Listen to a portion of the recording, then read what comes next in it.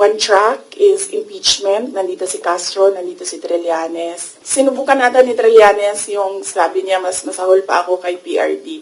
Kasi hindi niya ata ma-prove. I-impeach natin itong si Sara Duterte and eventually dun sa trial, mako-convict. Ano siya, no? Unfit. Told the office of the Vice President, yung kanyang psychological instability, bibigyan mo ng power ng isang presidente. Siya ang magsasucceed. So dapat kilabutan yung mga kababayan natin dun sa mangyayaring ganon. Kasi itong taong ito ay hindi to marunong humawak ng power. Tingnan natin. We will leave it up to Congress kung makakita sila ng merit doon. Iisa lang ang handler ni Risa Ontiveros, ni Sunny Trillanes, at ni Franz Castro. Tapos sabi nila, ako daw yung hindi mapagkatiwalaan. Hindi nga lumalabas yung video. Wala nga nakakaalam ng video eh.